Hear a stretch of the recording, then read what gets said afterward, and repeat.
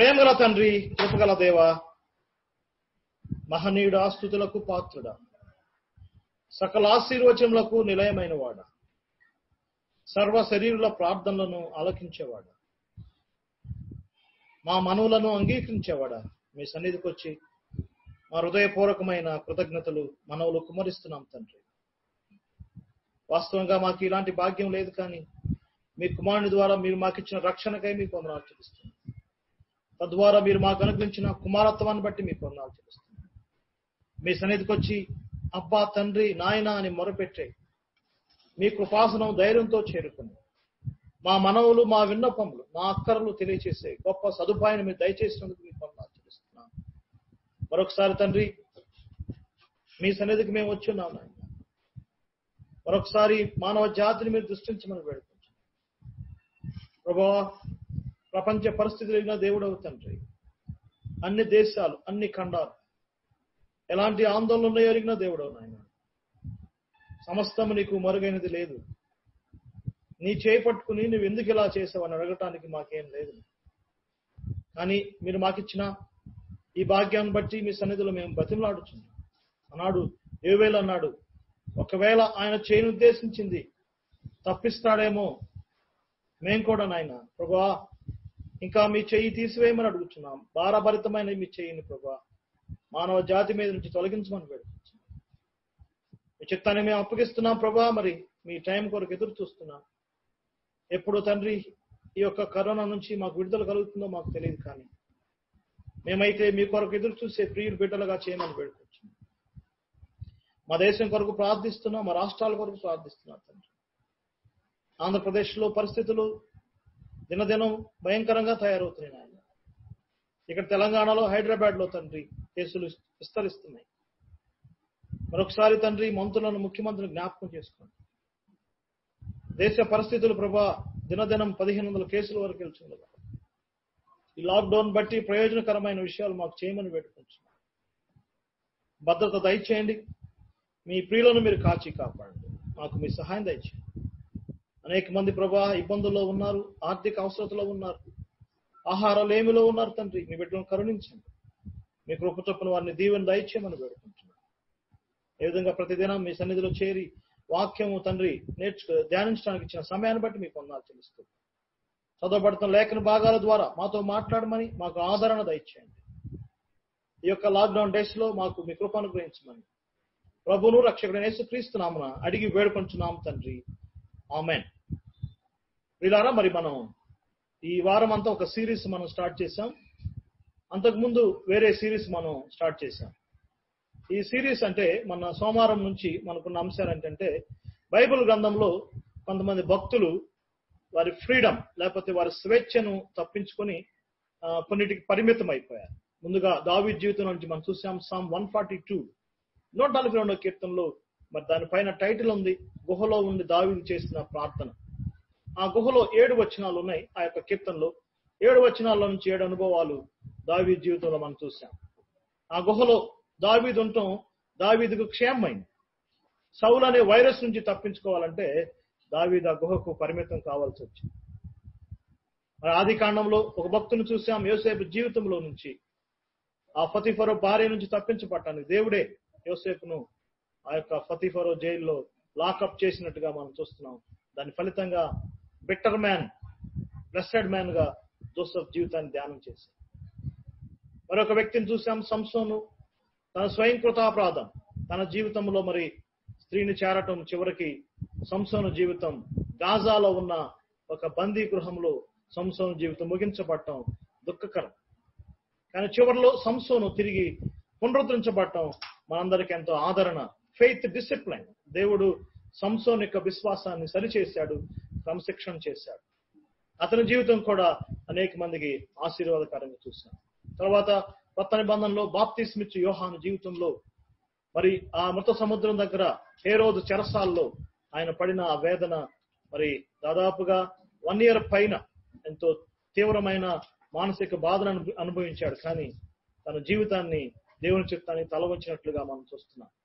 తదుపరి జ్ఞానంలో పౌలు జీవితంలో బంధింపబడిన 3 అనుభవాలు. ఆ అనుభవాల ద్వారా చివరగా పౌలు జీవితం ఏ విధంగా ముగించబడిందో చూసాం. నిన్నటి దిన ప్రవక్తల గ్రంథాల్లో నుంచి మరొక వ్యక్తిని ఇర్మియా గ్రంథంలో నుంచి మనం ధ్యానం చేశాం. 45 సంవత్సరాలు గొప్ప పరిచర్య చేశాడు, కానీ ఆయన జీవితంలో అనేక అవమానాలు ఎదుర్కొన్నాడు, కన్నీళ్లు ఎదుర్కొన్నాడు, ఎంతో దుఃఖాన్ని సహించాడు. దాదాపుగా కొన్ని నెలలు ఆ యొక్క సిద్కియా దగ్గర బందీ గృహంలో అనేక తీవ్రమైన వేదనలు పొందారు. ఇవన్నీ మన ఆత్మీయ జీవితాలకు ఎన్నో పాఠాలుగా మనం చూస్తున్నాం. మరి ఈ సిరీస్ లో ఆఖరిగా ఈరోజు ఆది కాండంలో మరొక వ్యక్తిని మనం చూస్తున్నాం. నోవాహు జీవితంలో నుంచి ఇప్పుడు మనం ధ్యానం చేయబోతున్నాం. నోవాహును ఎవరు బందీ చేయలేదు, కానీ దేవుడే నోవాహు ఓడలో భద్రపరిచినట్టుగా మనం చూస్తున్నాం. కొన్ని వాక్యాలు మనం చదువుకుందాం. చూడండి, ఆది కాండం 6వ అధ్యాయం. అందరికి బాగా తెలిసినవే, మనకి బాగా పరిచయం ఉన్న గ్రంథం ఆది కాండం 6వ అధ్యాయం నుంచి మొదటి నుంచి నేను చదువుతున్నాను. 6వ వచనం చదువుతున్నాను. తాను భూమి మీద నరులను చేసినందుకు యెహోవా సంతాపం నుండి తన హృదయంలో నొచ్చుకొనెను. అప్పుడు యెహోవా, నేను సృజించిన నరులతో కూడా జంతువులను, పురుగులను, ఆకాశ పక్షాదులను భూమి మీద ఉండకుండా తుడిచివేయదు. ఎలయనగా నేను వారిని సృష్టించినందుకు సంతాపపడి ఉన్నాను. అయితే నోవాహు యెహోవా దృష్టి యందు కృప పొందిన వాడాయను. నోవాహు వంశావళి ఇదే. నోవాహు నీతిపరుడను, తన తరములో నిందారహితుడిగా ఉండెను. నోవాహు దేవునితో కూడా నడిచాను. షేము, హాము, యాపేతులు 3 కుమారులకు నోవాహు కనెను. భూలోకము దేవుని సన్నిధిని చెడిపోయిండెను. భూలోకము బలాత్కారంతో నిండి ఉండెను. దేవుడు భూలోకమును చూచినప్పుడు అది చెడిపోయిండెను. భూమి మీద సమస్త శరీరులు తమ మార్గములో చెరుపు వేసుకుని ఉండేది. దేవుడు నోవాహుతో, సమస్త శరీరుల మూలముగా భూమి బలాత్కారంతో నిండి ఉన్నది కనుక నా సన్నిధి వారి అంతం వచ్చినది. ఇదిగో వారిని భూమితో కూడా నాశనము చేయదని చితిసారకు మనతో నీ కొరకు ఓడను చేసుకున్నాను. అలలో పెట్టి ఆ ఓడను చేసి లోపటను వెలుపటను దానికి కీలు పూయవలను. నీవు దాన్ని చేయవలసిన విధం ఇది. ఆ ఓడ 300 మూరల పొడవు ఉండాలి. 22వ వచనం చదువుతున్నాను. నోవాహు అట్లు చేసెను. దేవుడు అతనికి ఆజ్ఞాపించిన ప్రకారం యావత్తు చేశాను. యెహోవా, ఈ తరము వారిలో నీవే నా ఎదుట నీతిమంతుడైనట్టు చూచితిని కనుక నీవును నీ ఇంటి వారును ఓడలో ప్రవేశించుడి. 7వ అధ్యాయము 15వ వచనం చదువుతున్నాను. అప్పుడు దేవుడు, నీవును నీతో కూడా నీ భార్యను, నీ కుమారులను, నీ కోడండ్రను ఓడలో నుండి బయటకు రండి. లోపలికి రండి, బయటికి రండి. దేవుని వాక్యం మనం ధ్యానం చేద్దాం. ఆది కాండం చాలా ప్రత్యేకమైన పుస్తకం అని చాలాసార్లు మనం చెప్పుకున్నాం. The seed plot of the Bible అంటారు. బైబుల్ గ్రంథం అంతటికి నారుమడి లాంటిది. ఆది కాండంలో ఉన్న సత్యాలే బైబుల్ గ్రంథం అంతా వ్యాపించింది. అందుకే కొత్త నిబంధనలో దాదాపుగా ప్రతి పుస్తకంలో ఆది కాండం యొక్క ప్రస్తావన మనం చూడొచ్చు. ఈ యొక్క పుస్తకం 2350 సంవత్సరాల చరిత్రను తెలియచేస్తుంది. ఈ పుస్తకంలో 7 గొప్ప భక్తులు ఉన్నట్లుగా హెబ్రీ పత్రిక 11వ అధ్యాయంలో వరుసలో మనం చూడొచ్చు. హేబేల్, హానోకు, నోవాహు, అబ్రహాము, ఇస్సాకు, యాకోబు, యోసేపు. వీళ్ళందరిలో నోవాహు చాలా భిన్నమైన వ్యక్తిగా మనం గమనించాలి. బైబిల్ పండితులు నోవాహును 2వ ఆదాముగా వర్ణించారు, సెకండ్ యాడమ్. అంతేకాదు, ఎందుకు అలా భావించారంటే ఆదాము ద్వారా దేవుడు ఏమి సంకల్పించాడో అది మొత్తం జలప్రళయము తుడిచివేయబడింది.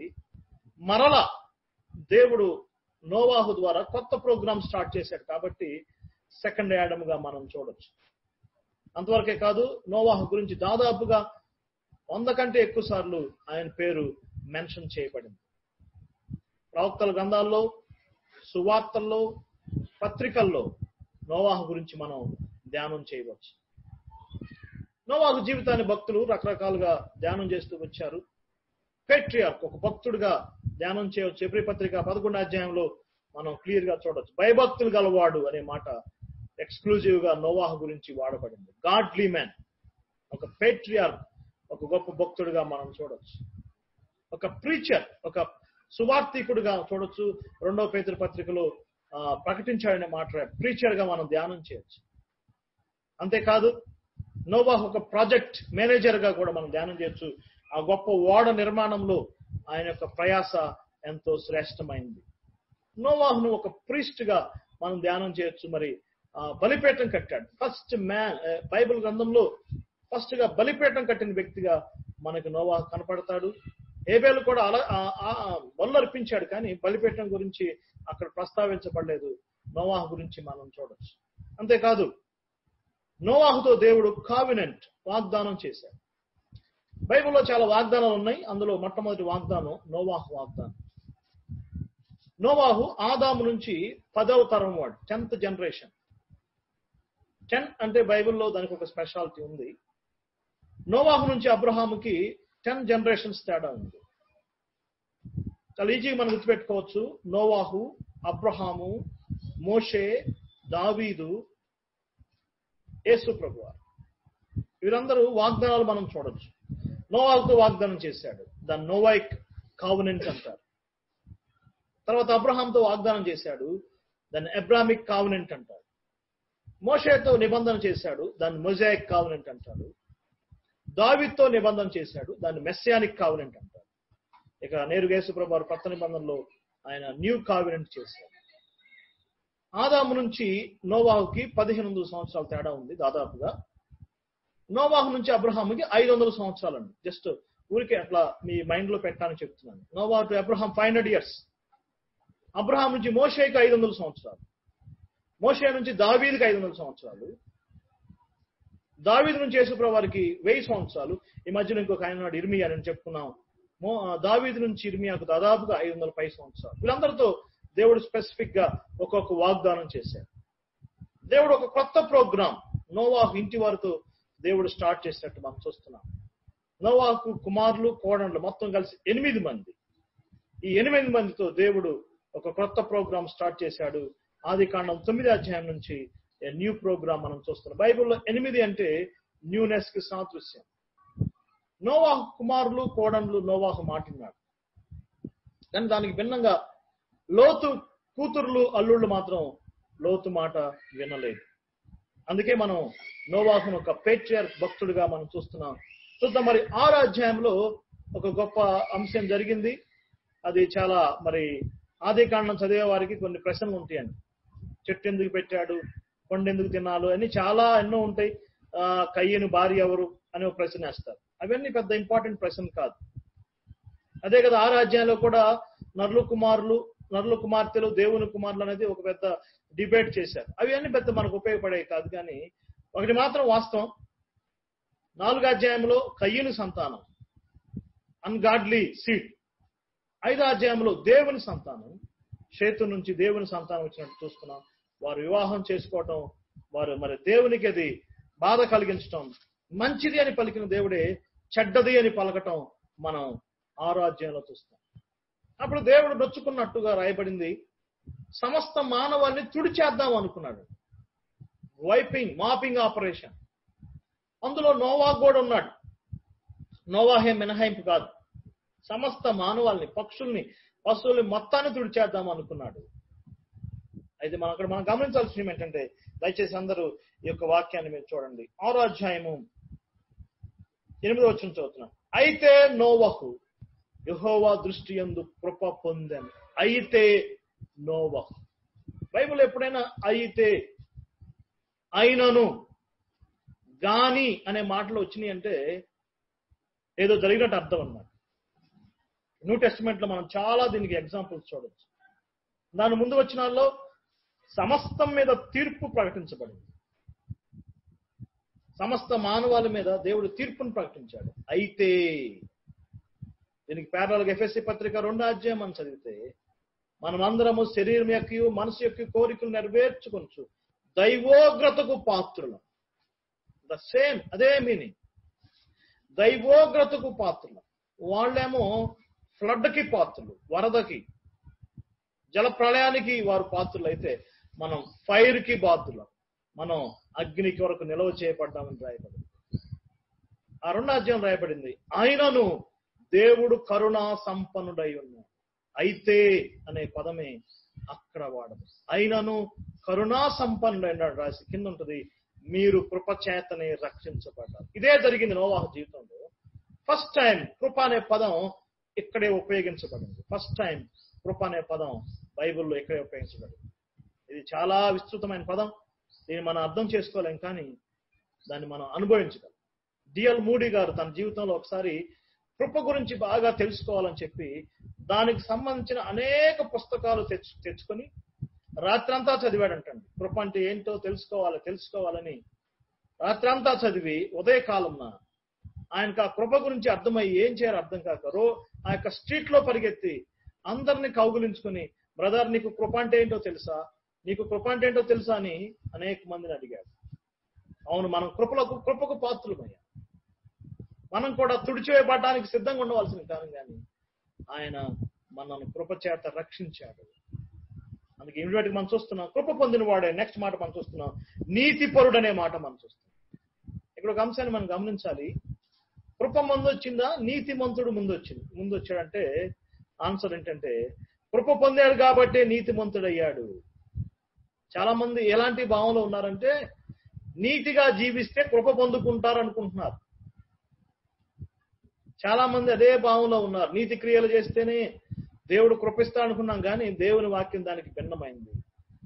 కృప చేతను రక్షించబడ్డాము. ఇప్పుడు కృప పొందిన వారు సత్క్రియలు చేయాలని అదే ఎఫెసీ పత్రికలో మనం చూస్తున్నాం. ఇంకా అక్కడక్కడ మీరు చూడొచ్చు, తీతు పత్రికలో 3వ అధ్యాయంలో ఆ మాట రాయబడింది. మునుపు మనం అవిధేయులము, మోసపోయిన వారం అని చెప్పాడు. కానీ మీరు దేవుని దయను పొందుకున్నారు. నోవాహు జీవితం మన జీవితం ఒకటే. నోవాహు ఉన్న దినాలు మన దినాలు ఒకటే దినాలు. జనులు తినుచు త్రాగుచు దైవ భయము లేక తిరుగుచున్న వారు ఇలాంటి వారుగా మనం చూస్తున్నాం. ఇలాంటి నోవాహుకు దేవుడు ఒక పెద్ద ప్రాజెక్ట్ అప్పగించాడు. నీ ఇంటి వారి కొరకు ఒక ఓడను కట్టుకోమని చెప్పాడు. ఆ యొక్క ఓడ నిర్మాణంలో దాదాపుగా 100 years పైగా నోవాహు కష్టపడినట్టుగా మనం చూస్తున్నాం. మీరు చదవండి 6, 7, 8 అధ్యాయాల్లో కనీసం 4 సార్లు నోవాహు గురించి ఏం రాయబడిందంటే అట్లు చేశాను, యావత్తు చేశాను. దేవుడు ఏ విధంగా అయితే బ్లూ ప్రింట్ ఇచ్చాడో ఎగ్జాక్ట్ గా దాన్ని నెరవేర్చిన వాడుగా 4 times 4 సార్లు ఆ మాట రాయబడటం చాలా ఇంపార్టెంట్. ఎందుకు 4 సార్లు ఒక్కి చెప్పబడిందంటే ఈనాడు మనం కూడా పరిచర్యలు చేస్తున్నాం, దేవుని సేవ చేస్తున్నాం అనుకుంటున్నాం, కానీ ఒకసారి మనం చెక్ చేసుకోవాలి, మనం దేవుడిచ్చిన బ్లూ ప్రింట్ ప్రకారం పనిచేస్తున్నామా లేదా. అందుకే ఈ సత్యం కొరకు మనం ఎందుకు పోడాలంటున్నాం అంటే, ఎలాగంటే అలా దేవుని సేవ చేస్తే కుదరదండి. ఆయన బ్లూ ప్రింట్ ప్రకారం చేస్తేనే దేవుడు దాన్ని ఆమోదిస్తాడు, అందులోని సాటిస్ఫాక్షన్ ఉంటుంది. మోషే కూడా 40వ అధ్యాయంలో అట్లు చేసిన 7 times రాయబడింది. భక్తులందరూ ఆయన ఇచ్చిన బ్లూ ప్రింట్ కొరకు ఆయన చేయటం చాలా ప్రాముఖ్యమైనది. ఆ ఓడ గురించి మనం అనేక సంగతులు చూడొచ్చు. అయితే ఇప్పుడు మన అంశం అది కాదు. 3 అరలు ఉన్నాయి, కానీ 3 doors దేవుడు చేయమని చెప్పలేదు. ఓన్లీ 1 door, ఒకటే డోర్ పెట్టబడి. ఆ పెద్ద ఓడకు ఒకే ఒక డోర్. హైదరాబాద్ రావాలంటే చాలా మార్గాలు ఉన్నాయి, కానీ నరకం పోవాలంటే చాలా మార్గాలు ఉన్నాయి, కానీ పరలోకానికి ఒకే ఒక మార్గం. Only 1 door. ఆ డోర్ ఎవరో కాదు, మన ప్రభు అయిన యేసుక్రీస్తు.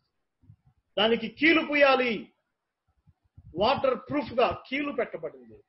ఇది మన ప్రభు అయిన యేసుక్రీస్తు యొక్క అమూల్య రక్తానికి సాదృశ్యంగా చెప్పొచ్చు. ఆయన రక్తమే మనకు భద్రత, ఉగ్రత నుంచి మనం తప్పించేది ఏంటంటే ప్రభు అయిన యేసుక్రీస్తు యొక్క రక్తం. ఎఫెసీ పత్రిక, రోమా పత్రిక 5వ అధ్యాయంలో మనం ఇంకానూ బలహీనమై ఉండగా, శత్రువులమై ఉండగా, పాపులమై ఉండగా ఆయన కుమారుని రక్తము ద్వారా మనల్ని ఉగ్రత నుంచి తప్పించుకుంటున్నాడు. ఆయన ఒక అంతేవిధంగా మరి ఇంకొక ఇన్స్ట్రక్షన్ ఇచ్చాడు, లోపటను వెలుపటను కీలు పూయాలి. బైబిల్లో దేవుడు మాట్లాడే ప్రతి సందర్భం చాలా ప్రాముఖ్యమైనది. Order is very important. నోవాహు నువ్వు ఓడ కట్టు, కానీ వెలుపట లోపట అనలేదండి. మీరు గమనిస్తే అక్కడ లోపటను వెలుపటను అన్నాడు. Inside first and outside next. First inside ఓడను కట్టుకుంటారా, తర్వాత అవుట్ సైడ్ పనిచేయి. మనమేమో అవుట్ సైడ్ కి ఇంపార్టెన్స్ ఇస్తాం, ఇన్సైడ్ ని ప్రక్కన పెడతాం. కానీ దేవుని ప్లాన్ ఏంటంటే ఇన్సైడ్ అండ్ అవుట్ సైడ్. ఇదే సూత్రం నిర్గమాకాండ 25వ అధ్యాయంలో మందసం గురించి కూడా ఇదే చెప్పాడు. ఇన్సైడ్ అండ్ అవుట్ సైడ్, లోపటను వెలుపటను. ప్రకటన గ్రంథం 5వ అధ్యాయంలో లోపటను వెలుపటను అనే మాట చూసి దేవుడు ఎప్పుడు ఎక్కడ మాట్లాడినా లోపల వెలుపల అంటాడండి. యోహాను సువార్త 10వ అధ్యాయంలో లోపలికి పోవచ్చు, వెలుపలికి వచ్చు. మానవుడు భాష ఏమో అవుట్ సైడ్ అండ్ ఇన్సైడ్. కాబట్టి అనేక ఆత్మీయ సత్యాలు అందులో మనం చూడొచ్చు. కానీ మొత్తానికి ఓడ కట్టబడింది. ఆ ఓడలో ఎంతో ఇన్వెస్ట్మెంట్ జరిగింది. నోవాహు తన ధనాన్ని, తన సమయాన్ని, నోవాహు ఇంటి వారు, ఇంకా అనేక మంది అందులో సహాయపడి ఉండొచ్చు, మనకు అలాంటి తెలియదు. కానీ ఆ ఓడ నిర్మాణం జరిగింది 7వ అధ్యాయంలో. ఇప్పుడు దేవుడు స్వయంగా నోవాహు, ఓడ సిద్ధమైపోయింది కదా, కమ్ ఇన్ అన్నాడు, లోపలికి రా, కమ్ ఇన్ సైడ్ అన్నాడు. ఇంగ్లీష్ భాషలో ఓల్డ్ వెర్షన్స్ లో కమ్ ఇన్ సైడ్, లోపలికి వచ్చేసేయమని చెప్పాడు. ఈ కమ్ అనే పదం దాదాపుగా బైబిల్ గ్రంథంలో 2000 సార్లు రాయబడింది. రండి అనే మాట ఎంతో స్పెషల్ వర్డ్. ఈనాడు కూడా మానవాళిని దేవుడు రండి అని పిలుస్తున్నాడు. అతని బంధంలో తండ్రి అయిన దేవుడు పలికిన మాట, రండి మన వివాదాలు తీర్చుకుందాం, మీ పాపములు ఎర్రని వైనను తెల్లని చేస్తాను. కమ్. సువార్తలో యేసు ప్రభువారు ప్రయాసపడి భారం మోసుకుంటున్న సమస్త జనులారా నా యొద్దకు రండి, కమ్ అన్ టు మీ. ప్రకటన గ్రంథంలో పరిశుద్ధాత్ముడు రండి జీవజలాలు తాగండి, ఇంకా రండి అనే కేకలు వినపడుతున్నాయి. ఉగ్రత నుంచి తప్పించుకోవాలంటే ఓడలోకి రమ్మని దేవుడు ఇంకా మానవాళిని ఆహ్వానిస్తూనే ఉన్నాడు. నోవాహు ఓడ కట్టొచ్చు, నోవాహు కానుకలు ఇవ్వచ్చు, నోవాహు ఎంతో సమయాన్ని వెచ్చించవచ్చు, కానీ నోవాహు ఓడలోకి రాకపోతే మాత్రం అదంతా వ్యర్థమే. ఆ ఓడలోకి వచ్చింది ఎంతమంది అంటే మనకు తెలుసు, 8 మంది మాత్రమే ఓడలోకి వచ్చారు. ఒక 5-6 years క్రితం Tenali Christian truth book room కి నేను ఒకసారి వెళ్ళాను. అక్కడ దైవజనులు ఉన్నారు. మరి ఇప్పుడు ఆయన ప్రభు సన్నిధికి వెళ్ళారు. నన్ను చాలా సేవాపరంగా ఎంకరేజ్ చేశారు. ఆయన వెళ్ళినప్పుడు ఆయన బుక్ షాప్ లో ఉన్నాడు. ఒక బుక్ ప్రింటింగ్ ప్రెస్ ఉంది, అందులో చాలా మంది పనిలో నిమగ్నమై ఉన్నారు. మేమేదో వాక్యం గురించి చర్చించుకుంటుంటే ఈ నోవాహు ఓడ గురించి వచ్చినప్పుడు ఆయన ఒక మాట అన్నాడు, ఇదిగో చూసావు కదా డేవిడ్, వీళ్ళందరూ ఈ వాక్యాల కోసం, బైబిల్ ప్రింటింగ్ కోసం అందరూ కష్టపడి పనిచేస్తున్నారు, వాళ్ళు జీతం తీసుకుంటున్నారు. ఇందులో కొంతమంది తాగుబోతులు కూడా ఉన్నారు, మధ్య మధ్యలో పోయి సిగరెట్లు తాగి వస్తూ ఉంటారు. ఎగ్జాక్ట్ గా ఇలానే జరిగింది నోవాహు ఓడకు కూడా. నోవాహు ఓడకి ఎంతో మంది వచ్చి ఉంటారు, కూలి పని చేసి ఉంటారు, ఆ ఓడ కట్టడానికి ఎన్నో కష్టపడి ఉంటారు, కానీ ఓడలోకి రావడానికి మాత్రం ఇష్టపడలేదు. కానీ దేవుని స్తోత్రం, దేవుని ప్రణాళిక చొప్పున 8 మంది ఓడలో ప్రవేశించినట్లుగా మనం చూస్తున్నాం. తర్వాత 8వ అధ్యాయంలో ఇప్పుడు దేవుడు కమ్ అవుట్ సైడ్, బయటకు రండి అంటున్నాడు. ఆ ఓడలోకి ఎలా వెళ్ళాలో, ఏమేమి తీసుకెళ్లాలో అవి మొత్తం ఇన్స్ట్రక్షన్స్ ఇచ్చాడు. వాటి ప్రకారం నోవాహు వెళ్ళాడు. అసలు ఆ ఓడ గురించి నోవాహుకు తెలియదు, జలప్రళయం గురించి నోవాహుకు తెలియదు, ఎన్ని రోజులు ఉంటాడో నోవాహుకు తెలియదు, ఎప్పుడు బయటకు వస్తారో తెలియదు. కానీ హెబ్రీ పత్రిక 11వ అధ్యాయంలో విశ్వాసమును బట్టి, ఫెయిత్ ఓన్లీ, విశ్వాసమును బట్టే నోవాహు ఇదంతా చేసినట్టుగా మనం చూస్తున్నాం. మరి నోవాహు ఎంతసేపు ఉన్నాడు ఓడలో, ఎన్ని రోజులు ఉన్నాడు అనేది మీరు స్టడీ చేయండి. చక్కగా నోట్స్ తీసుకుని ఆ ఇయర్స్ డేట్స్ వేసుకోండి. మోర్ దాన్ 1 year, మొత్తం బయటకు వచ్చేసరికి దాదాపుగా 1 సంవత్సరం పైగా నోవాహు అందులో ఉన్నట్లుగా మనం చూస్తున్నాం. ఏంటి మరి ఈరోజు మనకు ఆత్మీయ సందేశం ఏంటి? గత దినాల్లో అనేక మంది జైల్లో గడిపారు, చాలా క్లిష్ట పరిస్థితిలో ఉన్నారు. ఇర్మియాకి రోజుకు ఒక రొట్టె ముక్క మాత్రమే మనం చూస్తున్నాం. పౌలు అద్దింట్లో గడిపాడు. సంసోను తిరగల విసిరివాడుగా ఉన్నాడు. కానీ నోవాహుది భిన్నమైంది. నోవాహుకి ఫుడ్తో ప్రాబ్లం లేదు, ఆహారం సమకూర్చుకున్నాడు. నోవాహుకంత ఎంజాయ్మెంటే, కానీ నోవాహును దేవుడు ఓడలోకి రమ్మని కోరుకున్నాడు. నోవాహు ఓడను భక్తులు రకరకాలుగా ధ్యానిస్తూ వచ్చారు. కొంతమంది దాని సంఘానికి పోల్చారు, చర్చ్ లోకల్ అసెంబ్లీగా పోల్చారు.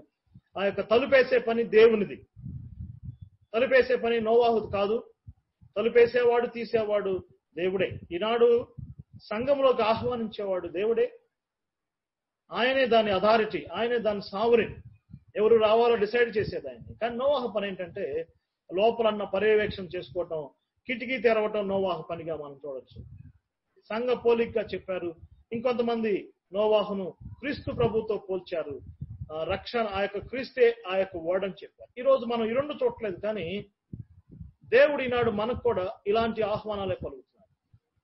మనం కూడా రాబోయే ప్రమాదాలని పసిగట్టి దేవుడు మనల్ని కూడా ఐసోలేట్ కమ్మంటున్నాడు. అంటే మన కొరకు దేవుడు ఒక సర్కిల్ గీస్తాడు. నా జీవితంలో నాకు ఒక సర్కిల్, నీ జీవితంలో నీకు ఒక సర్కిల్ గీసి ఇందులో కొంతకాలం ఉండు అని దేవుడు మనల్ని రిక్వెస్ట్ చేస్తాడు. అప్పుడు మన చాయిస్, మనం అందులో ఉండాలా ఉండకూడదని మనం నిర్ణయించుకోవాలి. ఒకవేళ మన జీవితాల్లో దేవుని చిత్తాన్ని బట్టి ఆ సర్కిల్లోకి వెళ్ళామంటే తప్పనిసరిగా అది ఆశీర్వాదకరంగా ఉంటుంది. ఈనాడు ఎందుకు అమెరికా పరిస్థితి అంతా దిగజారిపోయింది? దాదాపుగా 10 లక్షల కేసులు, 55,000 మంది చనిపోయారు. ఎవరు ఊహించలేదు. ప్రపంచంలో గొప్ప వైద్య విధానం కలిగింది. అసలు అక్కడ చిన్న ఒక పెంపుడు కుక్కకి ఏదన్నా సమస్య వస్తే ఫోన్ చేస్తే ఇమ్మీడియట్ గా అంబులెన్స్ వచ్చేది. ఎంతో పారామీటర్స్ కలిగిన అది ఇప్పుడు ప్రపంచవ్యాప్తంగా నవ్వులు పాలైపోయింది. కారణం ఏంటంటే వారు ఫ్రీడమ్ కోరుకున్నారు. వారు హెచ్చరికను పెడచెవిన పెట్టారు. స్టే అట్ హోమ్ అని డాక్టర్స్ అందరూ, పెద్ద సైంటిస్టులు అందరూ ఘోషిస్తుంటే వారు ఫ్రీడమ్ కి అలవాటు పడిపోయి పబ్స్, రెస్టారెంట్స్, హోటల్స్, యూత్ మొదలుకొని ఓల్డ్ పీపుల్ వరకు they don't want to stay at home, they don't want to be isolated. వారికి ఇవ్వబడిన పరిధుల్లో వారు ఉండటానికి ఇష్టపడలేదు. కాబట్టి అందరికంటే ఎక్కువ మరణాలు మనం చూస్తాం. ప్రార్థన చేద్దాం, వారి కొరకు ప్రార్థన చేద్దాం. ఇప్పుడు కొంతమంది తప్పు తెలుసుకున్నారు. నిన్న మరి న్యూస్ లో చూస్తే ఒక్క అపార్ట్మెంట్ లో 25 శవాలు కనపడినట్టు, 25 డెడ్ బాడీస్ ఒక్క అపార్ట్మెంట్ లో. అందరూ మంచి బిగ్ షాట్స్, బాగున్నవాళ్ళు. కారణం ఏంటంటే ఫ్రీడమ్ కోరుకున్నారు. ఒక్కసారిగా ఇంటికి పరిమితం కావాలంటే వారికి కష్టంగా ఉంది. ఈనాడు మనకు కూడా అలాంటి పరిస్థితే. ఆత్మీయ జీవితంలో దేవుడు కూడా మనల్ని ఒక్కోసారి మన ఫ్రీడమ్ ని హరించి వేస్తాడు. కొన్ని రోజులు మనల్ని బెడ్ మీద విసిరేస్తాడు. 2 years బెడ్ మీద పడి ఉండాల్సిందని అంటాడు. కొన్నిసార్లు కొన్ని మంత్స్ నువ్వు సైలెంట్ అయిపో, మౌనంగా ఉండు అని దేవుడు ఆజ్ఞాపిస్తాడు. సైలెంట్ అవ్వాల్సిందే. కొన్నిసార్లు దేవుడు మనకి ఆర్థిక నష్టాలు కలగజేస్తాడు. దేవుడు ఒక సర్కిల్ ఇస్తాడు, అందులో మనం ఉంటాం క్షేమకరం. నోవాహు జీవితం అదే జరిగింది. ఇప్పుడు నోవాహు ఆ యొక్క పర్వతంలో, ఆ యొక్క ఓడలోకి వెళ్తాం, అన్ని దినాలు ఓడలో గడపటం, చివరికి ఆశీర్వాదకర స్థితిలో బయటికి రావటాన్ని మనం చూస్తున్నాం. ఏంటి మరి ఈ యొక్క నోవాహు జీవితంలో నుంచి మనం తెలుసుకునే ఆత్మీయ పాఠాలు ఏంటి? ఈనాడు కూడా మరి టెంపరీ మనం లాక్డౌన్ స్టేజ్ లో ఉన్నాం, కానీ ఆత్మీయ జీవితంలో దేవుడు మనకు కూడా ఇలాంటి పరిస్థితులే అనుమతిస్తూ ఉంటాడు. ఒకరి పట్ల ఒక్కొక్క చిత్తం ఉంటుంది. అది లేఖనాల ద్వారా బయలుపరుస్తాడు, సేవకుల ద్వారా బయలుపరుస్తాడు, సహోదరుల ద్వారా బయలుపరుస్తాడు. కానీ మనకు భద్రత ఇస్తాడు. దాని అంతము సేఫ్టీ, దాని అంతము భద్రత. దానికి భిన్నంగా ఓడలోనికి రాని వారందరూ ఆ యొక్క జలప్రాలు నశించిపోయినట్లుగా మనం చూస్తున్నాం. అప్పటి లోకాన్ని నీటితో ఆయన నశింపజేశాడు. పేతురు పత్రికలో నేటి రాబోయే లోకాన్ని ఆయన ఫైర్, అగ్నితో చేయబోతున్నాడు. ఈనాడు చాలా మందిని అడుగుతున్నారు, మామూలుగా తెలిసిన బ్రదర్స్, కరోనా గురించి బైబిల్ ఏమన్నా రాసిందా ఏంటి, ప్రపంచం అంతా వచ్చింది కదా అంటే నేను వారికి ఒకటే చెప్పాను. బైబిల్లో 2 విషయాలు ఉన్నాయి. అప్పటి లోకాన్ని ఫ్లడ్, దేవుడు జలప్రళయంతో ముంచివేశాడు. రేపు భవిష్యత్తులో ఇదే లోకాన్ని అగ్ని కొరకు నిల్వ చేశాడు. ఈ 2 మాత్రం ఖాయం. ఈ కరోనా కానీ ఇవన్నీ టెంపరీ. దేవుడు అక్కడక్కడ అనుమతిస్తాడు, కానీ మనం దీన్ని ఫుల్ వ్యూగా చూడలేమని చెప్పాను. అయితే మన అంశంలోకి వద్దాం. మరి ఆ యొక్క ఓడలోకి వెళ్ళారు. దేవుడు ముందే చెప్పాడు నోవాహుకి, ఆహారం సిద్ధం చేసుకో, జంతువులు పక్షులకు లెక్క చెప్పాడు. ఇక్కడ మీరు గమనించాల్సిన విషయం ఏంటంటే టైం ఫ్రేమ్ చెప్పలేదండి. మేబీ 1 week, నోవాహు 1 week ఉండి అక్కడ 1 month అయిపోయిన తర్వాత నేను బయటకు తీసుకొస్తానని టైం చెప్పలేదు. కానీ నోవాహు తన యొక్క విశ్వాసాన్ని బట్టి చాలినంత ఆహారమును అన్ని సమకూర్చుకున్నాడు. ఇప్పుడు నోవాహుకి దినాలు గడిచే కొద్దీ రేషన్ అయిపోతుంది, ఆహారం తరిగిపోతుంది. కానీ ఓడలోంచి బయటకు వచ్చేంత వరకు ఓడలో అందరూ, అన్ని జంతువులు పక్షులు పోషించబడ్డాయి. ఇందులో ఉన్న సత్యం ఏంటంటే ఆత్మీయ జీవితంలో ఉన్న వాటితో తృప్తి పొందటం చాలా ప్రాముఖ్యమైన అంశం. Satisfy what you have. పత్రికలు చదివితే కనీసం 5 సందర్భాల్లో 5 places తృప్తి కలిగి ఉండండి, మీకు ఉన్న వాటితో తృప్తి కలిగి ఉండండి. ఎబ్రీ పత్రికలో రాయబడింది. తిమోతి పత్రికలో మనం ఈ లోకంలోకి ఏమి తేలేము, ఏమి తీసుకెళ్ళాం, ఉన్న వాటితో తృప్తి కలిగి జీవించడం మనం నేర్చుకోవాలి.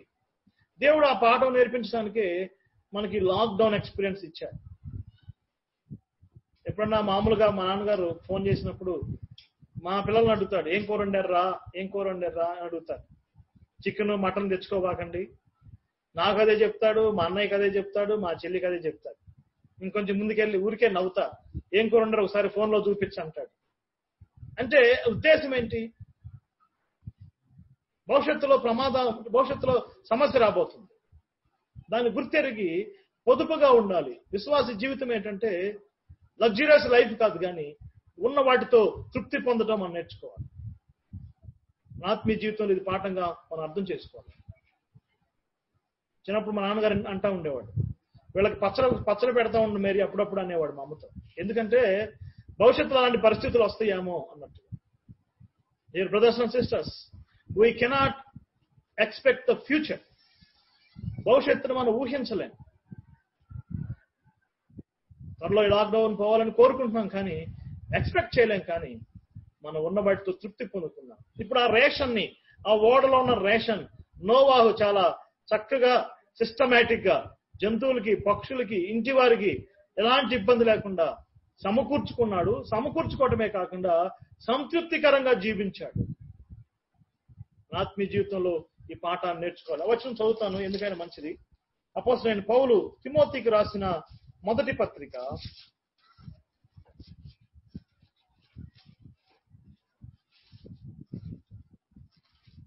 'అగ్రరాజ్యం ఆకలి రాజ్యం' అని వేస్తున్నాడు. ఎంతో లగ్జరియస్ గా గడిపిన వారు, ఏవి కావాలంటే అవి తెప్పించుకుని తిన్న వారికి ఆకలి కొరకు అల్లాడుతున్నారు. మన జీవితాల్లో అలాంటి పరిస్థితి రాకూడదు. ప్రభు ఇవ్వడు. 6వ అధ్యాయం చదువుతున్నాను చూడండి. 6వ అధ్యాయము 6వ వచనం చదువుతున్నాను. సంతుష్టి సహితమైన దైవ భక్తి గొప్ప లాభ సాధనమై ఉన్నది. మనం ఈ లోకంలోనికి ఏమీ తేలేదు, దీనిలో నుండి ఏమీ తీసుకుని పోలేదు. కాగా అన్న వస్త్రములు గలవారై వాటితో తృప్తి కలిగి ఉందము. మనకున్న రేషన్ ని జాగ్రత్తగా మనం ఉపయోగించుకుందాం. రెండవ సత్యం ఏంటి? దేవుడు ముందే చెప్పాడు, నోవాహు నువ్వు ఓడలోకి జంతువుల్ని, పక్షుల్ని తీసుకెళ్ళాలి. 7 జతలు పవిత్రమైనవి, 2 జతలు అపవిత్రమైనవి తీసుకుని వెళ్ళాలి అని చెప్పాడు. ఒకసారి ఆ క్యాలిక్యులేషన్ చూడండి. 7 పర్ఫెక్ట్, పవిత్రమైన ఎక్కువ ఉండాలి, అపవిత్రమైన తక్కువగా ఉండాలి. అపవిత్రమైన తీసుకెళ్లొద్దని దేవుడు చెప్పలేదు. ఎందుకంటే భవిష్యత్తులో తర్వాత సృష్టిలో అవి కూడా ఉండాలి. ఓల్డ్ టెస్టమెంట్ లో దేవుడు కొన్నిటిని పవిత్రమైన, అపవిత్రమైన చెప్పాడు, కానీ ఇప్పుడు అలాంటి భావం ఏం లేదు. ఇది పవిత్రమైన జంతువు అని మనం ఫిజికల్ గా తీసుకోవాల్సిన అవసరం లేదు. ఇప్పుడు నోవాహు ఓడలోకి వెళ్ళిన తర్వాత చేయాల్సిన పని ఏంటంటే, అవి పిల్లలు పుడతాయి కదండి, ప్రొడక్షన్ ఉంటది కదా, ఆ ప్రొడక్షన్ సూపర్వైజ్ చేయాలి. అపవిత్రమైన ఇవి ఎక్కువగా ఉండాలి, ఆ యొక్క రేషియో ఉండాలి, అంతే. తక్కువగా ఉండాలి. పవిత్రమైన ఎక్కువగా ఉండాలి. ఆ రేషియోని ఎప్పటికప్పుడు సూపర్వైజ్ చేసుకుంటూ ఉండాలి. ఈనాడు సంఘాల్లో పరిస్థితి ఏంటంటే, అపవిత్రమైనవి ఎక్కువగా ఉంటున్నాయి, పవిత్రమైనవి తక్కువైపోతుంది. నోవాహు ఓడలో పవిత్రమైనవి మేజర్, అపవిత్రమైనవి మైనర్. ఇప్పుడు పరిస్థితి ఏంటంటే, అపవిత్రమైనవి మేజర్ అయిపోయినాయి, పవిత్రమైనవి మైనర్ అయిపోయినాయి. రెండవ సత్యం ఏంటంటే, నోవాహు పవిత్రతకు ప్రాధాన్యత ఇవ్వాలి. ఈ యొక్క లాక్డౌన్ పీరియడ్స్ లో మనం కూడా చేయాల్సిందే. హోలీ లైఫ్ మనం జీవించాలి. పవిత్రతకు మనం పెద్దపీట వేయాలి. Hour God demands holiness. నేను పరిశుద్ధులను కనుక మీరును పరిశుద్ధులై ఉండుడి, సమస్త ప్రవర్తన యందు పరిశుద్ధులై ఉండుడి. హోలీ లైఫ్ మనం చూస్తున్నాం. చాలా మందికి ఇది మంచి సమయం, ఎక్కువ ఇళ్లలోనే ఉంటున్నారు, ఫ్రీ టైం దొరికింది. మన ఆలోచనలు, మన చర్యలు అపవిత్రతకు మగ్గే అవకాశం ఎక్కువ ఉంది. కాబట్టి నోవాహుకి ఇచ్చిన కాషనే దేవుడు మనకిస్తున్నాడు. పవిత్రతే పెద్దపీట వేయాలి. ఎన్నటెన్నటికి పరిశుద్ధతే నీ మందిరమునకు అనుకూలం. ఒక నెల అయిపోయింది. మూడవ సత్యాన్ని మనం చూస్తున్నాం చూడండి. 1 month గడిచింది, 2 months గడిచింది, వర్షం తగ్గింది, నీళ్లు క్రమంగా ఇంకిపోతున్నాయి, ఇంకా సమయం గడుస్తూనే ఉంది. Month after month. నోవాహు ఏం తొందరపట్టలేదు. నోవాహు చాలా డిసిప్లిన్డ్ గా ఉన్నాడు. నోవాహు జీవితంలో వేచి ఉండటం నేర్చుకున్నాడు. వెయిటింగ్. మన ఆత్మీయ జీవితంలో వెయిటర్స్ గా ఉందాం, వేచి ఉండేవారికి ఉందాం, కనిపెట్టేవారిగా ఉందాం. తొందరపడాల్సిన పని లేదు. No hurry burry. దేవుడికి ఒక క్యాలెండర్ ఉంది. మీరు చదవండి, ఆ యొక్క నోవాహు జీవితం చెప్పిన ఆ యొక్క ఓడ గురించి చెప్పినప్పుడు దేవుడు రాసింటే బాగుంటుంది. నోవాహు ఇంటి వారందరూ ఓడలోకి వెళ్ళారు. తుఫాన్ వచ్చింది, వర్షం వచ్చింది, నీరు వచ్చింది, మరి వర్షం తగ్గిపోయింది, భూమి ఇంకిపోయింది, నోవాహు కుటుంబం బయటకు వచ్చిందని చెప్పుకుంటే బాగానే ఉంటది. కానీ దేవుడు అలా చెప్పలేదు. డేట్స్ వేశాడు, టైమ్స్ వేశాడు, వీక్స్ రాశాడు, మంత్స్ రాశాడు. God has a calendar. నీ జీవితానికి ఒక క్యాలెండర్ దేవుని దగ్గర ఉంది. నా జీవితానికి ఒక క్యాలెండర్ దేవుని దగ్గర ఉంది. నా క్యాలెండర్ నాదే, నీ క్యాలెండర్ నీదే. పేతురు రాసిన మొదటి పత్రిక మీరు చదివితే అందులో క్రిస్టియన్ క్యాలెండర్ కనపడుతుంది, సంఘం యొక్క క్యాలెండర్ కనపడుతుంది. కానీ పర్సనల్ గా ఆయన డేట్స్ మంత్ నిర్ణయిస్తాడు. మన పని ఏంటంటే మనం రమ్మన్నప్పుడు రావాలి, వెళ్ళమన్నప్పుడు వెళ్ళాలి. We have to wait. We learn to rush, but we did not learn to wait.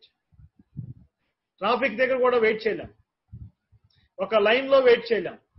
అసలు ఈ రోజుల్లో వెయిటింగ్ అంటే చాలా కష్టం. కానీ మన ఆత్మీయ జీవితంలో మనం నేర్చుకోవాల్సిన పాఠం ఏంటంటే వెయిటింగ్, వేచి ఉండుట, కనిపెట్టుట. దేవుడు సాగదీస్తాడు. కొన్నిసార్లు 2 years నుంచి ఒకవేళ డియర్ బ్రదర్ అండ్ సిస్టర్ నువ్వు మంచానికే పరిమితం అయ్యేవేమో. Still wait on the Lord. అందుకని 27వ కీర్తన మనం చూస్తున్నాం, ఆయన కొరకు కనిపెట్టండి, వెయిట్ అపాన్ ద లార్డ్. మన జీవితంలో ఆత్మీయ పాఠాలు నేర్పించడానికి దేవుడు ఈ ఐసోలేషన్ అనుమతించాడు. Dear brothers and sisters, let us wait in the presence of the Lord. ఆయన సన్నిధిలో వెతుకుదాం, ఆయన సన్నిధిలో మనం వెయిట్ చేద్దాం. అపోస్తలుడైన పౌలు కూడా తనకున్న ముళ్ళు గురించి చెప్పినప్పుడు పాల్ వెయిట్ అన్నాడు. అంతే. దేవుడు మనల్ని వెయిట్ చేయమన్నప్పుడు వెయిట్ చేయాలి, వెళ్ళమన్నప్పుడు వెళ్ళాలి. కమిన్, లోపలికి రమ్మంటే వచ్చాడు. కమ్అవుట్, బయటికి రమ్మంటే వచ్చాడు. మన ఆత్మీయ జీవితంలో వెయిట్ చేయటం నేర్చుకోవాలి.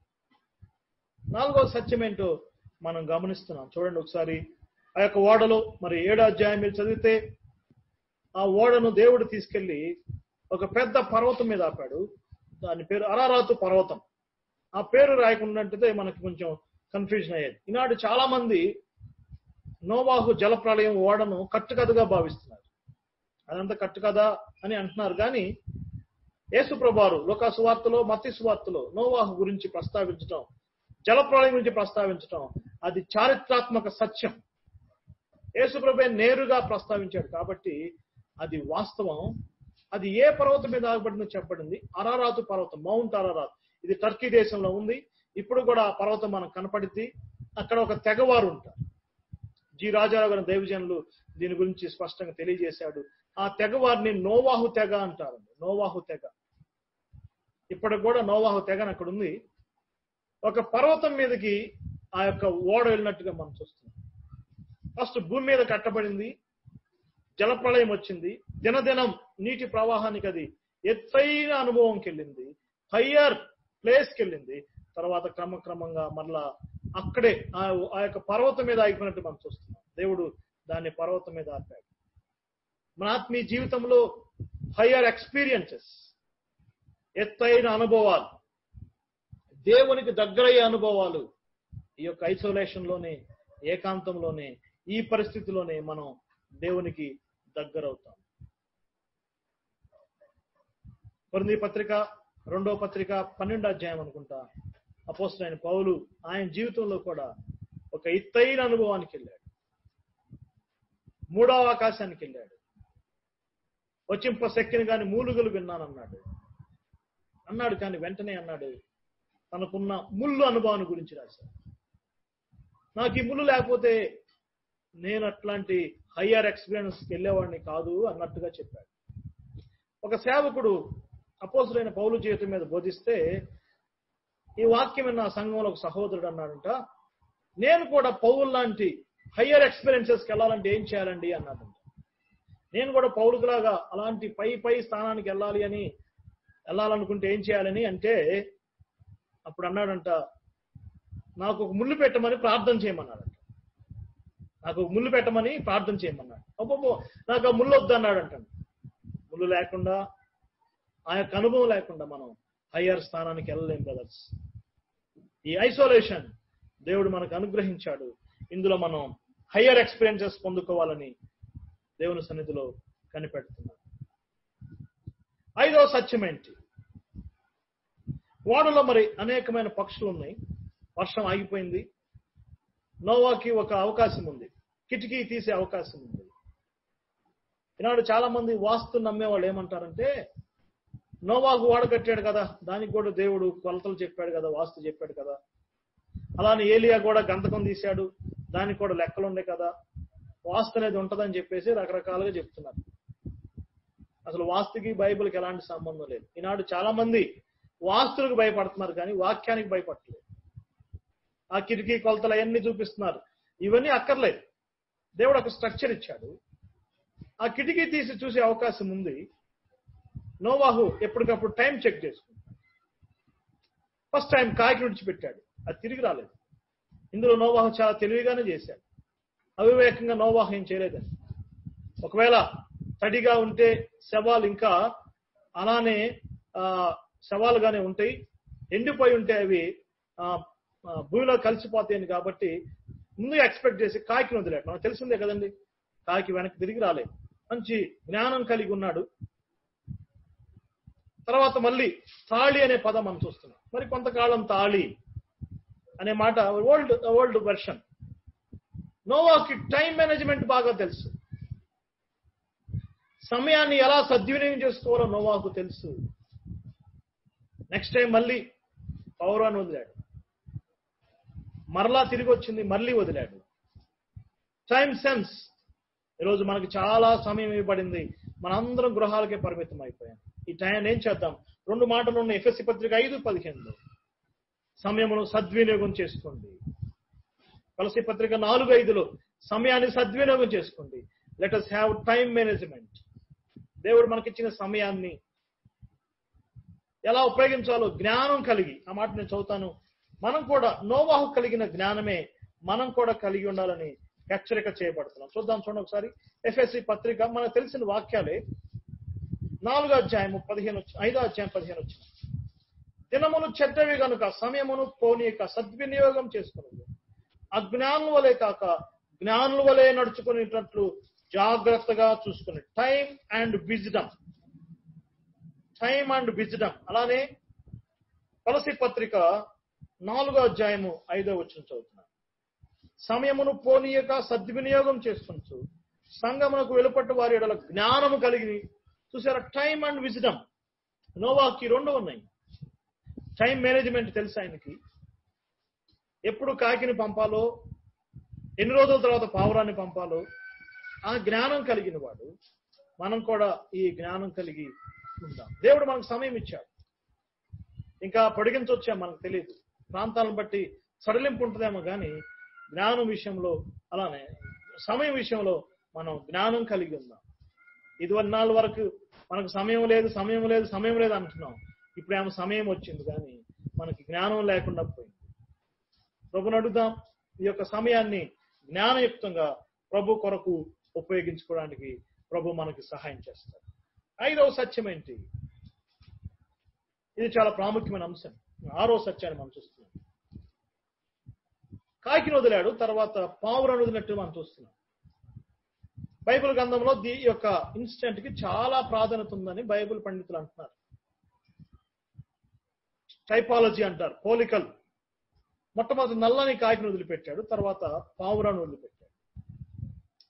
ఎప్పుడైతే యేసుప్రభువు వారు బాప్తిసం తీసుకున్న సమయంలో శరీరాకారంతో పావురం ప్రభువైన యేసుక్రీస్తు మీదకి వచ్చి వాలాడో, పరిశుద్ధాత్ముడు ఆ విధంగా రావటం ఒక ప్రాధాన్యతను సంతరించుకుంది. మత్తయి సువార్త చదవండి. పరిశుద్ధాత్మ పావురం వలే అని ఉంటది. మార్కు సువార్తలు అంతే ఉంటది, యోహాను సువార్తలు అంతే ఉంటది. కానీ లూకా సువార్తలు మాత్రం శరీరాకారముతో పావురం వలె వచ్చాడని. ఎందుకంటే యేసుప్రభువు వారు కూడా శరీరాకారంతో భూమి మీదకి వచ్చాడు కాబట్టి పరిశుద్ధాత్ముడు ఒక పోలిక అందులో మనకు కనపడుతున్నాడు. దైవజనుడు సైరస్ ఫాక్స్ గారు మరి పరిశుద్ధాత్ముని యొక్క పోలికలు అని ఒక పుస్తకం రాశాడు. మరి ఎవరైనా అందుబాటులో ఉంటే అది చదవండి. అందులో 11 పోలికలు ఉన్నాయి. అందులో పరిశుద్ధాత్మ యొక్క పోలిక పరిశుద్ధ పావురానికి గుర్తుగా మనం చూస్తున్నాం. చాలా మంది యొక్క మినిస్ట్రీస్ పెట్టుకునే వాళ్ళు పరిశుద్ధాత్మ పేరు మీద వస్తే తప్పనిసరిగా పావురం పెట్టుకుంటారు. పరిశుద్ధాత్మలో ఒక పావురం పోలికే కాదు, చాలా ఉన్నాయి, కానీ అదొకటే అనుకుంటారు చాలా మంది. అందుకే మనకు ఎక్కువగా పావురం కనపడతా ఉంటుంది. మొట్టమొదటి కాయకు వదిలాడు, తిరిగి రాలేదు. తర్వాత పావురం వదిలాడు, తిరిగి వచ్చింది. ఇది పాత నిబంధనలో పరిశుద్ధాత్మ పరిచర్యకు సాదృశ్యంగా ఉంది. పాత నిబంధనలో పరిశుద్ధాత్ముడు వస్తూ వెళ్తూ వచ్చాడు.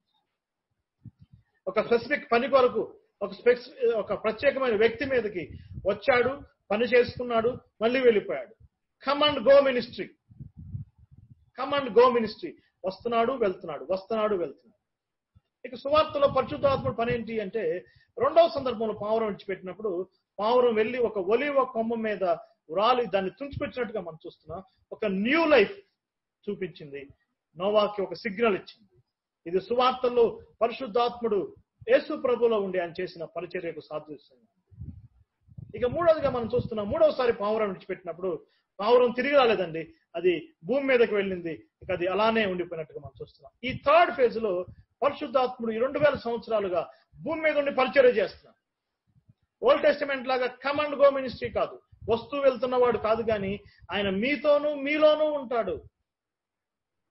ఎందుకు ఈ మాట నేను చెప్తున్నానంటే, ఆ పావురాన్ని నోవాహు సెలెక్ట్ చేసుకోవటం, నోవాహు పంపించడం ఏం తెలియజేస్తుందంటే, నోవాహు ఆ ఓడలో పరిశుద్ధాత్మ యొక్క ఆదరణ పొందుకున్నాడు, పరిశుద్ధాత్మ చేత నడిపించబడ్డాడు.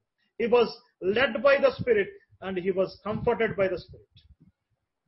ఈ ఆత్మీయ జీవితంలో మనకెంతో నిరాదరణ,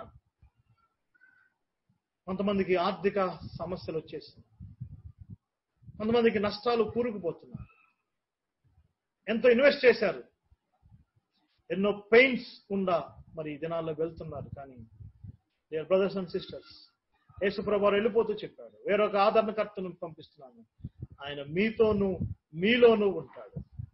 ఈ దినాల్లో మనం పరిశుద్ధాత్మ చేత నడిపించబడతాం. పరిశుద్ధాత్మ చేత మన జీవితాలని మనం నడిపించుకుందాం. ఆయన మనతోనూ మనలోనూ ఉంటాడు. మన గృహాల్లో మనతో కలిసి ఆయన ఆదరణకర్తగా ఉంటాడు. ఆదరించేవాడు తండ్రి, ఆదరించేవాడు కుమారుడు, కానీ ఆదరించేవాడు ప్రత్యేకంగా పరిశుద్ధాత్ముడు. నోవాహు పావురానికి ప్రాముఖ్యత ఇవ్వటం, ఆ దినాల్లో పరిశుద్ధాత్మ యొక్క నడిపింపును మనం అనుభవించాలి. మన జీవితకాలం అంతా లెడ్ బై స్పిరిట్, ఆత్మ చేత నడిపించాలి. ఆత్మలో మనం ముందుకు సాగాలి. Filled by the Holy Spirit, ఆత్మపూర్ణంగా ఉండాలని సత్యాన్ని మనం చూస్తున్నాం. ఇక 7వ సత్యం ముగింపుకు వచ్చేసింది. సమయం అయిపోయింది, భూమి ఇంకిపోయింది, నీరు ఇంకిపోయింది, డ్రై ల్యాండ్ వచ్చింది. ఇప్పుడు నోవాహు స్వయంగా దేవుని పిలుపును మళ్ళీ అందుకున్నాడు. మళ్ళీ దేవుడు డోర్ దగ్గరికి వచ్చాడు. నోవాహు, నీవును నీ ఇంటి వారును. ఇంగ్లీష్ బైబిల్లో యు అని ఉండదండి, దౌ అని ఉంటుంది. దౌ, దైన్, నీవు, టోటల్, నీ ఎందు విశ్వాసులైన మీరందరూ బయటికి రండి, కమ్ అవుట్ అన్నాడు. నోవాహు బయటికి రావడంతోనే ఒక గొప్ప ఆరాధన చేశాడు. Waiter became worshipper. దేవుడిచ్చిన జీవాన్ని బట్టి, దేవుడిచ్చిన రక్షణను బట్టి కుటుంబంతో కలిసి ఆరాధించారు. ఈ రోజుల్లో మనం సంఘాలతో కూడుకుని ఆరాధించలేకపోతున్నాం, మన గృహాలకే పరిమితమయ్యాం. అది రాంగ్ ఏం కాదండి. ప్రత్యేకంగా ఈ దినాల గురించి బైబిల్లో ఎక్కడ రాయబడలేదు. బైబిల్లో ఏం రాయబడింది? మీరు కూడుకున్నప్పుడు రొట్టె విరవండి, కూడుకున్నప్పుడు ప్రార్థన చేయండి, కూడుకున్నప్పుడు వెన్ యూ గ్యాదర్ టుగెదర్ అని చెప్పబడింది. కానీ మీరు కూడుకోలేనప్పుడు ఏం రాయాలనేది బైబిల్లో చెప్పబడలేదు. కానీ మనం వెళ్ళే లోకల్ స్థానిక సంఘ పెద్దలు వారు ఏ డెసిషన్ తీసుకుంటే మనం దానికి ఒబే అవ్వాలి. కుటుంబాలుగా మనం ఆయన ఆరాధించాలి. 9వ అధ్యాయం 1వ వచనం చదువుతున్నాను. దేవుడు నోవాహు కుటుంబాన్ని బయటికి పిలిచాడు. నోవాహు కమ్ అవుట్, బయటికి రమ్మన్నాడు. నేను నిన్ను ఆశీర్వదిస్తాను, నీ కుమారులను ఆశీర్వదిస్తాను. ఆ యొక్క ఐసోలేషన్, నోవాహు దేవుని చిత్తాన్ని, దేవుని మాటను అంగీకరించి ఓడలోకి వెళ్ళి అన్ని దినాలు గడపటం చివరగా ఒక బ్లెస్సింగ్ కి, ఆశీర్వాదానికి దారితీసింది. ఒక ప్రపంచానికి ఆశీర్వాద కారకుడయ్యాడు నోవాహు. నోవాహే కాదు, ఆ కుమారులను కూడా దేవుడు పిలిచాడు. నేను మిమ్మల్ని అభివృద్ధి కలుగజేస్తాను, నేను మిమ్మల్ని విస్తరింపజేస్తానని వారికి వాగ్దానం చేశాడు. వారికి ఒక సూచన కూడా ఇచ్చాడు. చివరికి ఆ ఐసోలేషన్ ఆశీర్వాదంతో ముగించబడి నోవాహుకి అనుభవం మనకి దినాలు కూడా మనం గృహాలకు పరిమితమయ్యాం, లాక్డౌన్ అయ్యాం, మనం నిర్బంధించుకున్నాం. ఈ దినాలు కూడా మనకి, మన గృహాలకి, మన కుటుంబాలకి దేవుడు ఆశీర్వాదం ఇవ్వాలని మన యొక్క ప్రార్థన. యేసుప్రభువారు లూకాసు వార్తలో ఒక ప్రత్యేకమైన అంశం చెప్పాడు. నోవాహు దినాల్లో జనులు తినుచు త్రాగుచు పెండ్లాడుచు పెండ్లికి పడుచు. మనం కూడా ఇలాంటి దినాల్లోనే ఉన్నాం. జనులు తినుచు త్రాగుచూ ఉన్నారు. పెండ్లాడుచు పెండ్లికి పట్టమంటే పెళ్లిళ్ళు ఎక్కువ చేసుకుంటారని కాదు, కానీ అనేక సార్లు పెళ్లిళ్ళు చేసుకోవటం, అనేక సార్లు విడిపోవటం అనేది యేసు ప్రభు యొక్క మనవిగా మనం చూస్తున్నాం.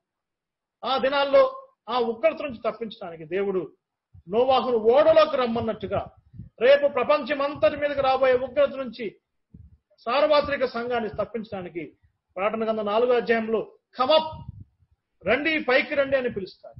అదే మొదటి దశలోని పత్రిక 4వ అధ్యాయం మనం చూస్తున్నాం. ఆర్భాటముతో ప్రధానత శబ్దముతో పరలోకం నుండి ప్రభువు దిగివచ్చు. క్రీస్తునందు మృతులైన వారు మొదట్లేస్తారు. ఆ మీద సజీవులైన మనము ఆయన ఎదుర్కోవడానికి మేఘం మీదకి వెళ్తాం. ఉగ్రత మనం చూడం. చాలా మంది సంఘం శ్రమంలో కూడా వెళ్ళిద్దని అనేకమైన తీసుకొస్తున్నారు, కానీ నోవాహు ఓడలోకి వెళ్లేంత వరకు జలప్రళయం రాలేదు. సొదొమ గుమొర్రా పట్టణం నుంచి బయటకు వచ్చేంత వరకు సొదొమ గుమొర్రా పట్టణం మీద అగ్ని గంధకాలు కుమ్మరించబడ్డాయి. ఇదే సూత్రం సంఘము ఎత్తబడేంత వరకు ఉగ్రత రాదు. ఉగ్రత తప్పించుకోవాలంటే ఈ సమయం అందే ప్రభువైన యేసుక్రీస్తును అంగీకరించాలి. ఆయనలోనికి రావాలి, క్రీస్తునందుకు రావాలి, క్రీస్తు రక్షణలోకి రావాలి. ఆయన నీ కొరకు నా కొరకు చనిపోయాడు, రక్తం కార్చాడు, పాతి పెట్టబడి తిరిగి లేచాడు సత్యాన్ని మన హృదయంలో మనం అంగీకరిస్తే రాబోయే ఉగ్రత నుంచి తప్పించుకుంటాం. మొదటి తెస్సలోనిక పత్రిక 1వ అధ్యాయం 10వ వచనం మనం చూస్తున్నాం. తెస్సలోనికలు అనేక కష్టాల్లో సువార్తను అంగీకరించారు. యేసు ప్రభు చనిపోయే తిరిగిలేచిన సత్యాన్ని ఉపద్రవాళ్ళు ఆ యొక్క దేశం వారు పెట్టే శ్రమల్లో కూడా పక్కనగా అంగీకరించి పౌలు యొక్క సువార్తను అంగీకరించారు. ఎందుకంటే రాబోయే ఉగ్రత నుంచి తప్పించేవాడని నమ్మారు. ఈనాడు మనం చూడాల్సింది వ్యాక్సిన్ కొరకు, మెడిసిన్ కొరకు కాదు, కానీ ప్రభా ఈ ప్రపంచం మీదకి రాబోయే ఉగ్రత కొరకు నువ్వు ఎప్పుడొస్తావని దినదినం మనం ఎదురు చూడాలి. ప్రకటన గ్రంథంలో మనం చూస్తున్నాం, ప్రభు అయిన యేసు రమ్ము.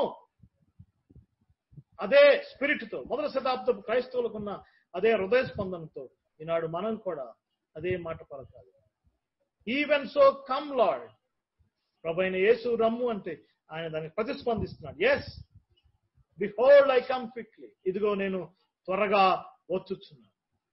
డియర్ బ్రదర్స్ అండ్ సిస్టర్స్, దినాలు ఇంకా భయంకరంగా దుర్భరంగా మారబోతున్నాయి. ప్రపంచం మీదకి తెగుళ్ళు, భూకంపాలు కమ్మబోతున్నాయి. ఆకాశంలో భయోత్పాతాలు జరగబోతున్నాయి. పెను మార్పులు జరగబోతున్నాయి.